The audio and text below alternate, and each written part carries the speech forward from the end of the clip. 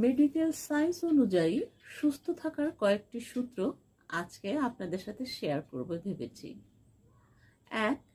খাবার খেয়ে শুয়ে পড়বেন না, কারণ একটু হাঁটাহাঁটি করলে শরীর সুস্থ থাকে, ঘুমটা ভালো হবে এবং হজমটাও হয়ে যাবে খাবার যেটা।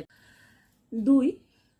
পানি দিয়ে, ঠান্ডা পানি দিয়ে, আর ঠান্ডা পানি দিয়ে কখনো ওষুধ খাবেন না। বিশেষ করে ফ্রিজের যে ঠান্ডা পানি আমরা খাই, সেই পানি দিয়ে অনেকে ভুলবশত ওষুধ খেয়ে থাকেন।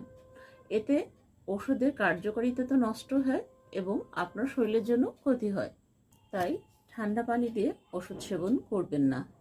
বা বাম কোণে ফোনে, মোবাইলে কথা বলবেন না। ডান কানে কথা বলুন, তা না হলে বধিরতা দেখা দিতে পারে। পানি দিনের বেলায় বেশি পরিমাণে খাবেন, কিন্তু রাতে ঘুমানোর আগে কম পানি পান করবেন। এটা উত্তম। জেনে রাখুন, যদি আপনি বেশি পানি পান করেন তবে আপনার ঘুম নষ্ট হবে। ঘুম নষ্ট হলে আপনার শরীর অসুস্থ হবে। এ থেকে বিরাট বড় সমস্যা দেখা দিতে পারে। কারণ কথায় আছে, দৈনিক একজন সুস্থ ব্যক্তিকে 8 ঘন্টা পর্যন্ত ঘুমাতে হয়।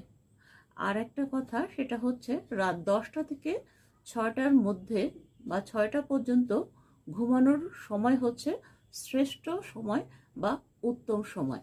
এই নিয়মগুলো যদি আপনারা মেনে চলুন, তবে দেখবেন সবসময় সুস্থ থাকতে পারবেন, সুন্দর থাকতে পারবেন। কারণ স্বাস্থ্যই হচ্ছে সকল সুখের মূল কাঠি।